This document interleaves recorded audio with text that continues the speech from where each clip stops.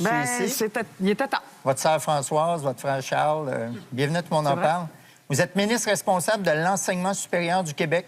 Et pour réagir aux attaques à caractère sexuel survenues dans la dernière année dans des universités et des cégeps, vous présenterez un projet de loi pour contrer les violences sexuelles sur les campus. En quoi ce projet de loi-là sera-t-il efficace pour mieux protéger les étudiantes? Il faut que tout le monde parle de cette question-là et le projet de loi n'est pas encore déposé puisque nous sommes en train de faire les consultations pour aller chercher un consensus, pour aller chercher l'opinion de tout le monde. Et vraiment, là, j'étais à Saguenay cette semaine et cégep de Chicoutimi, il y avait 50 personnes, les gens, les syndicats, les étudiants, les professeurs, les directions d'établissement, les CALAX qui sont les centres d'aide et d'accompagnement pour les violences à caractère sexuel.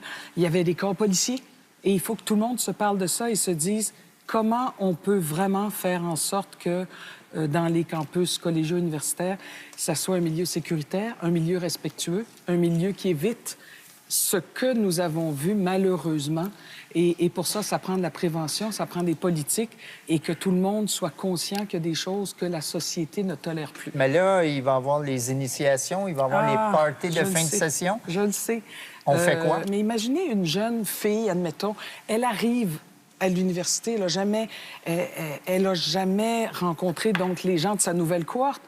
Puis là, les grands de deuxième année qui disent tu vas faire ci, tu vas faire ça, Initiation. Tu vas te déguiser en ci, puis en ça. Puis là, tu embarques, tu veux te faire des amis, et puis là, bien, ça peut vraiment, vraiment dégénérer.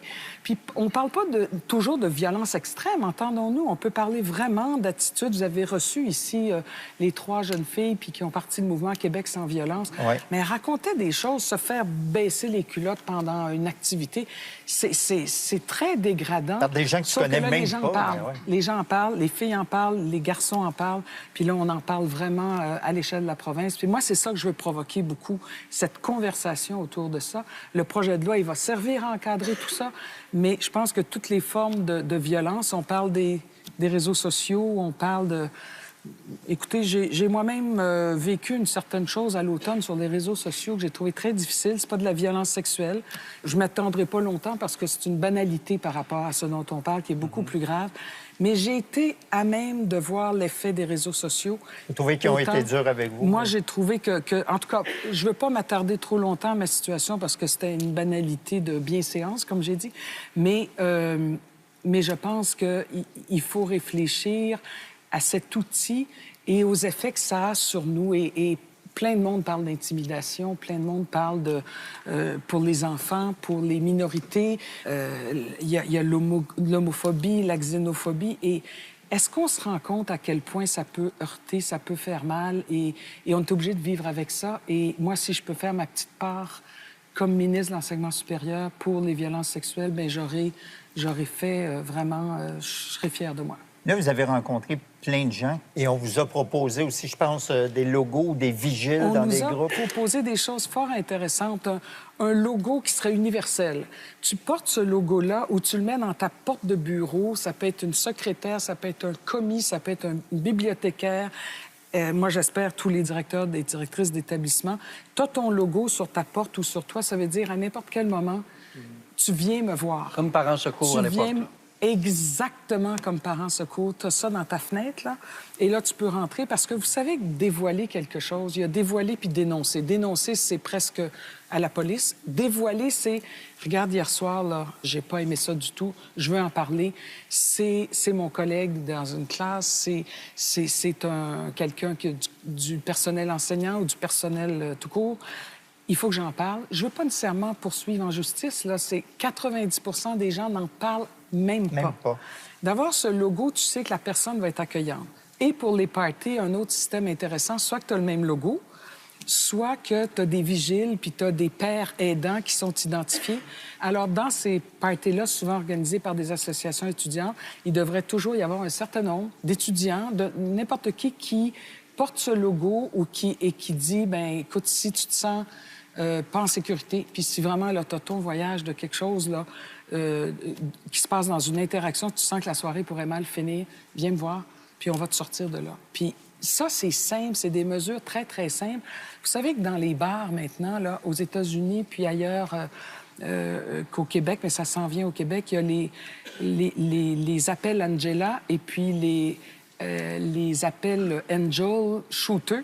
Alors là, ce que tu fais, c'est que tu as une première soirée, disons, avec quelqu'un, puis tu as accepté d'aller.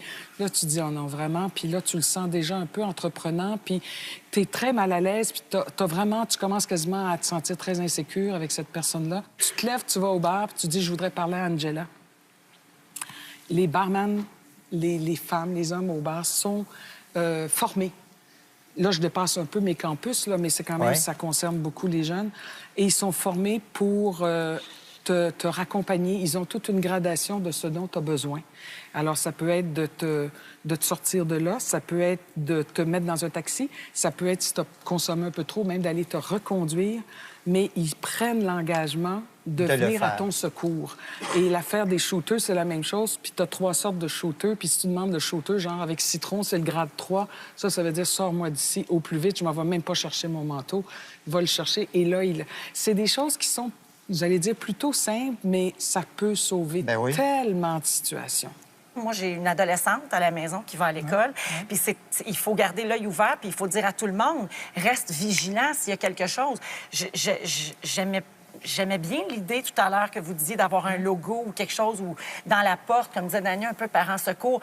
Je suis pas contre l'idée, c'est une jolie idée, mais la vérité, c'est que c'est pas ça qu'il faut enseigner aux filles. Il faut dire aux filles, parle, dis-le à quelqu'un, parce qu'on n'en manque pas d'écoute puis d'oreilles autour de nous. On va toujours trouver quelqu'un qui nous aime, puis qui nous a en estime, puis qui va vouloir absolument nous aider. Le problème, c'est pas ça, c'est de se décider à parler. Exactement. Donc, faut que les mesures prises soient véritablement concrètes et changent quelque chose. Mais je suis tout à fait d'accord. Et il y a 2 campagnes de sensibilisation, sans oui, c'est non, et l'autre, c'est ni viande, ni objet. C'est un peu plus cru comme... Oui, mais l'image est là. Mais l'image est là, puis ça a été voulu par des étudiants pour des étudiants, en disant, regarde, on va le dire de façon très concrète, là, on n'est ni de la viande, ni un objet. Et ces comportements-là, c'est pas seulement dans les écoles. La semaine dernière, le député Jerry Sklavounos n'a pu réintégrer le caucus libéral pour ne pas s'être clairement excusé pour des comportements présumément déplacés qu'il aurait eu envers des femmes. Le député Pierre Paradis fait présentement l'objet d'une enquête de la SQ pour une présumée affaire d'inconduite sexuelle. À part ça, comment ça va à l'Assemblée nationale? Bien, écoutez, c'est peut-être un signe des temps. On parlait tout à l'heure de parler, on parlait de dévoiler. Ce sont des dévoilements. Je ne me prononcerai pas sur les processus judiciaires parce que là, évidemment, des processus judiciaires, il y en a qui sont en cours. Mais ce que ça veut dire, c'est que le niveau de tolérance a baissé énormément. Et il y a plus de femmes qu'avant. On en veut plus en politique des femmes. Et je pense que, et pour les hommes et pour les femmes, il y a des changements générationnels aussi, mais le niveau de tolérance doit être à peu près 0. Et je pense que le premier ministre a été dans ce sens-là. Il avait mis la barre assez haute et sa réponse a été, écoutez, de toute évidence, ça n'a pas répondu à toutes ces interrogations. Et donc, il a pris la décision qu'il a prise avec le caucus. Moi, j'y étais pas. J'étais justement dans mes consultations sur les violences sexuelles. Parlant de femmes en politique, on en a perdu une belle. Votre sœur Françoise, comment elle va? Elle va bien. Elle va bien, mais je pense qu'elle est encore fatiguée. J'échange beaucoup avec elle. Je m'ennuie d'elle. Vous allez penser que c'est de l'adversité tout le temps. Hein? Vous allez penser que... On n'a jamais pensé ça. Non, c'est ça.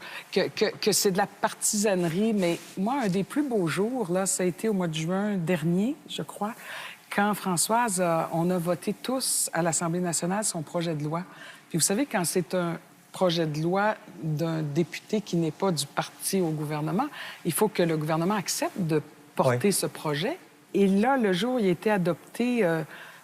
c'est là où on s'est jetés dans les bras l'une de l'autre. On pleurait toutes les deux. C'est ma sœur! Ma sœur! J'ai traversé la chambre, je me suis levée, je suis allée la serrer dans mes bras, puis on avait les larmes aux yeux toutes les deux. Mais ça a été mon mentor. Hein?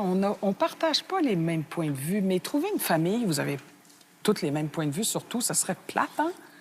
Bon, mais moi, j'en connais pas beaucoup. Pendant les référendums, hein, il n'y avait pas des fédéralistes et des souverainistes dans nos familles. Il y avait des Nordiques, des Canadiens. Des Nordiques, des Canadiens. Alors, Françoise, c'est ma grande sœur. Et puis, je ne l'ai jamais autant fréquentée que depuis qu'on était ensemble élus. Première fois 2 sœurs élues dans l'histoire du Québec. Il y avait 2 frères, les Johnson, Ouais. 2 sœurs. Et pour moi, elle m'a beaucoup aidée à certains moments. Beaucoup. Montréal vient d'être nommée meilleure ville Oui. étudiante au Oui. monde selon le classement 2017 de l'Institut international Quacquarelli-Simons. Selon vous, en quoi réside le pouvoir d'attraction de la métropole? Plusieurs choses. Ça coûte D'abord, pas il cher. faut Ça coûte pas cher. l'accessibilité. Voilà. Voilà, l'accessibilité. Vous avez tout à fait raison. Ça coûte un peu plus cher pour les étudiants internationaux, mais comparé à d'autres villes, écoutez, et c'est le fait que Montréal va bien. Montréal va bien en ce moment. Montréal a 4 grandes universités et des universités monodisciplinaires, là, HEC, Polytechnique, l'École de technologie supérieure. Donc, un gros pôle universitaire à Montréal.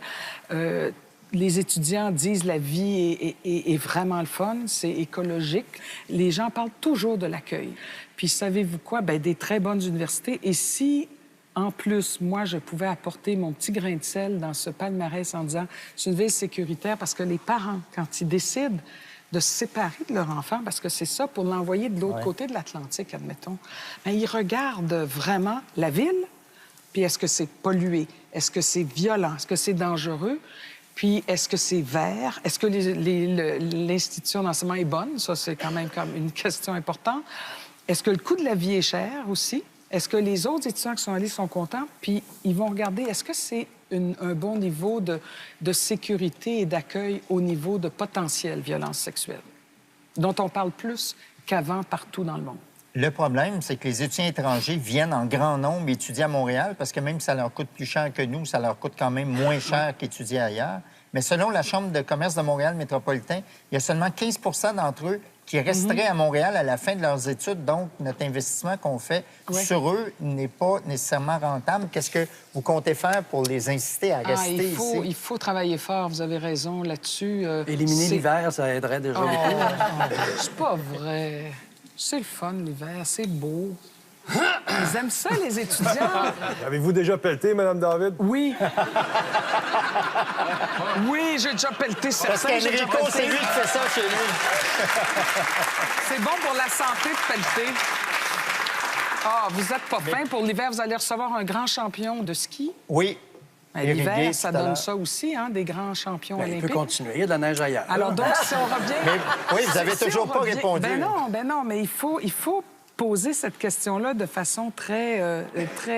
c'est important parce qu'on veut en garder le plus possible. On a beaucoup d'emplois à leur offrir. Et plus on va développer par exemple, il y a toutes sortes de moyens que les pays ont développés. Le certificat de sélection du Québec, des crédits d'impôt. Il y en a qui ont toutes sortes de mesures. Et on a Montréal International, qui est une belle organisation qui s'occupe justement de faire venir des sièges sociaux, va s'occuper aussi d'essayer de faire de la rétention le plus possible. Et une des demandes qu'on a, que je trouve fort intéressante, prenez à l'Université Concordia, l'Université McGill, ça vient évidemment, les jeunes viennent de plein de pays dans le monde, ils étudient principalement en anglais, mais ils veulent apprendre le français. Ils demandent pas mieux, ils veulent apprendre. Et le recteur me le disait encore lors de notre conférence de presse, donner plus de cours de francisation, des cours gratuits qui pourraient être dans les universités pour dire, mais ça, c'est un facteur d'intégration. Quand tu sais parler la langue de la majorité, Ben oui. c'est un très bon facteur d'intégration.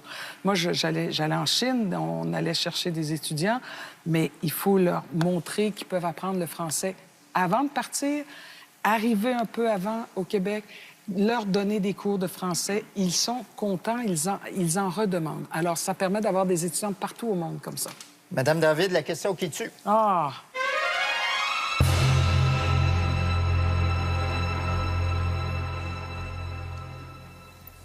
Voulez-vous boire du vin?